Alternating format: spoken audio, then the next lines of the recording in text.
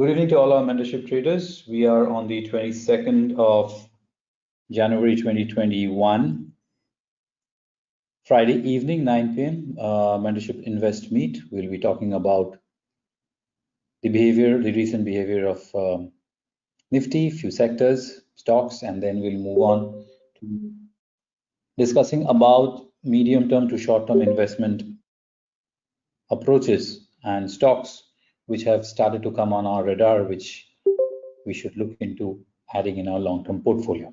But before that, like we always discuss about the index first, I'm using the TradingView platform. I have over here the 75-minute time frame chart of Nifty futures, but let's quickly do a top-down approach. The monthly charts are exceptionally strong. It's like literally a close to 85% degree kind of a run up. Nothing much from there. Weekly had given us this channel breakout, if you remember, and after that it had never looked back. So that's the kind of strong rally that we have had. Coming to the daily charts, what we have on our daily charts over here is, if you notice, 2 days back on the 20th of Jan, we had a classical negative divergence, which got triggered yesterday afternoon and saw some follow-through selling in today's move. Now, 2 days, 400 points on a high to low basis, Nifty has taken it out. It's not a trend reversal as of now. There's no significant damage considering the underlying trend. We can, as of now, call it a healthy correction as of now. In terms of levels, the last time it bounced back from the lows close to that 14,250. So 14,300, all these levels come in from my 75-minute time frame charts. Now this is where most of the levels have come up from. So I have two channels over here, the long-term red rising channel over here and the recent blue one. Both of them, the lows of both the channels more or less comes close to that 14,300 level. 2 days back, we had a bounce back close to the 250. So 250, 300 should hold this one-way sell-off, this short-term sell-off that we have here. 2 days sell-off, one way, without any bounce back, should ideally find itself some degree of slowdown here, which should lead to some short-term bounce back. 14,500 is the bare minimum it should take out. In the bounce back, if 14,500 is not tested or taken out, then follow-through sell-offs are very much likely, for which sub 14K, close to the 13,900 is a nice high volume range, which we have here as a point of control. And then 13,800, the highs of these levels, which led to a breakout, which led to follow through. But these levels are relatively far off. Let's not talk about them right away. But from a short-term perspective, 14,250, 300 on the downside should ideally lead to a bounce back towards 14,500. If that doesn't happen, then it's a weak market. Then those who wish to buy, go for long trades and trade should be a little cautious. Strategically, I would suggest that to stay cautiously bullish in the market, and you will find a lot of long swing opportunities in our aim and shoot strategy, in our gold digger strategy, wherein a lot of opportunities will come up on Monday, Tuesday, Wednesday. Make use of them, but trade them from a short-term perspective only. But overall, nothing significant has happened so that we can change the call that this is it. One small thing I would quickly share with you before I move on to talking about Bank Nifty is when the optimism and the sentiment goes at an extreme, these kind of things do happen, which lead to much more than a 2-day sell-off. Now, recently we did see the amount of party optimism, complacency that came in once the Sensex took out the 50K mark. So it's very how should I explain this? It's a very uncanny, surreal kind of a feeling that every time we see an extreme show of emotion, generally it leads to a turnaround. So I would suggest to be a little careful. Bank Nifty, this is a daily chart wherein this big wide red range is like around close to 31,000, 32,500. It's been a big 1,500 range, which had been a very strong source of resistance. June, July 2019, end 2019, and now early 2021. Now, sharp sell-off. In fact, financial markets, banking stocks were the ones which led the sell-off in today's move. And the index did play a role significantly from this breakout, from the breakout that we saw in early November. This sector and this space, along with the financial markets, did play a role. It's also outperforming on the downside in this recent short-term move. Again, I feel that from a short-term point of view, it should try and slow down close to that 30,500 mark, which corroborates with these highs and lows. The highs got broken, acted as supports, and then a bounce back. Beautiful classical technicals. If not, then I feel that this cluster, which has a low close to that 29,000, 29,200, can be looked upon. If you look at this chart from the 75-minute perspective, you can see a one-way sell-off. It's a one-way move that we have seen in the market, and it brings the index close to this cluster, which is very close to this high of this cluster. So I feel that this level, which is close to that 30,800, 700 zone, this should hold the index for a short-term bounce back. So if you're short and if Monday does not give us a gap down or something, you can actually look to protect your profits in the short trades. Contrarian traders can look to go long once you see some decent sign of selling slowdown.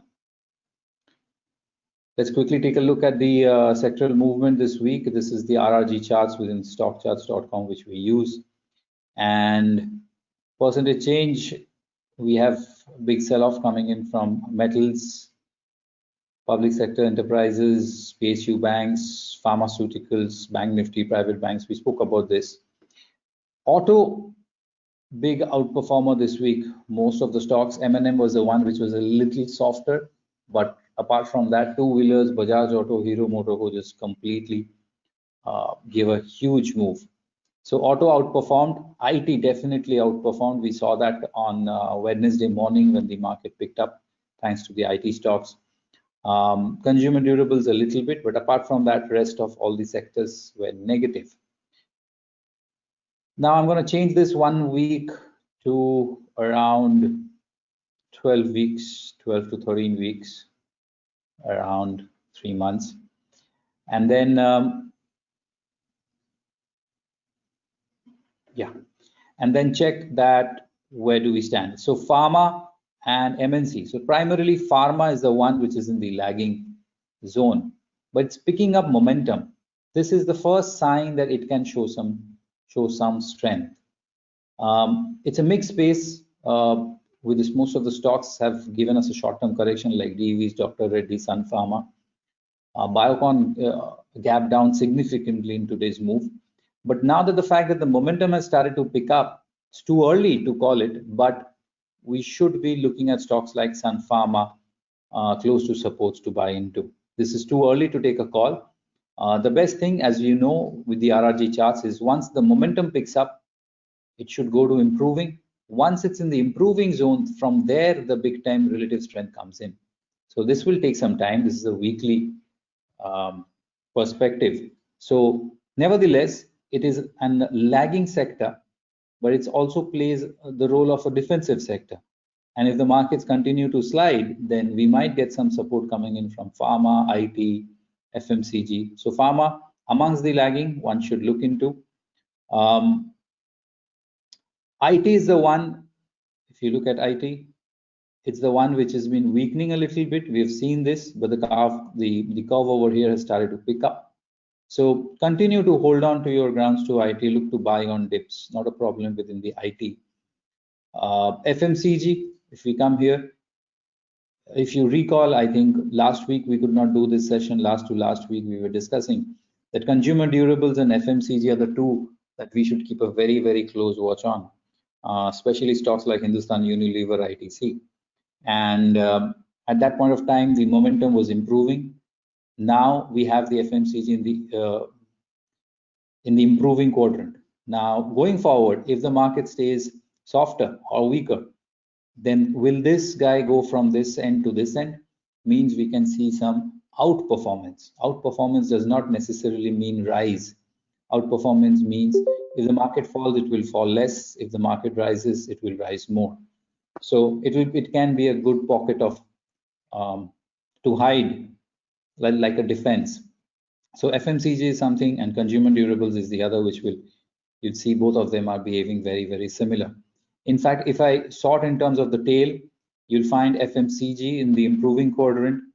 Energy is in the improving quadrant, thanks to Reliance. It's given a good move this week. Consumer durables, I spoke about that right now, some time back, and infra. This will have stocks like Bharti Airtel, Indigo, Apollo Hospitals kind of stocks, which is there in CNX infra.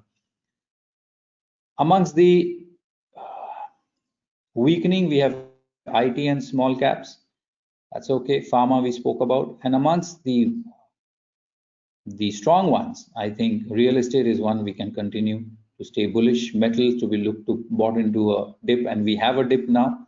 PSU Bank, see how it moved from lagging, picked up to improving, and now then it's gone to leading. So this is essentially the flow that we have. Private sector banks are slowing down. This is very, very clear, especially from stock like Kotak Bank. So that space is slowing down. PSU Bank has picked up. I in fact discussed in one of our classes that now that the PSU banks are moving, will this mean the end of the rally? Let's see whether it lives up to that or not. Auto has picked up, as you can see. So overall, I think the markets are well poised. I don't think right now it is any reason to jump on and say that this is it. Maybe this is it because it has everything in it. It has timed with a very highly sentimental point where 50K happened. Bags finally started to move. So it has everything in it for a top. It has the negative divergence also on the daily charts. But price-wise, it's too early to go bearish. I think it still makes sense to stay cautiously bullish and see what's in store for us next week. In terms of the Bank Nifty, I think we have a short-term bounce back in our hands. And the same thing I think is going to happen for the Nifty. I'll be more keen to see that every time we had a fall, the market bounced back very well. Will this happen this time or not? If that is lacking, then from a cautiously bullish stance right now that we take, we'll shift it to probably cautiously bearish, and later on maybe bearish if prices continue to slide further down.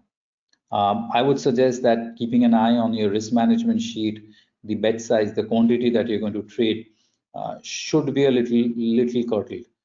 Next week with the derivatives expiry, monthly expiry coming up, I guess that the volatility would be on the slightly higher side. So make sure you trade as per your rules of risk management. If you trade less, that's still okay, but stick to the rules. So that's it for the view on the Nifty, Bank Nifty, and few other sectors. We'll move ahead now and talk about investment ideas at the end of this week.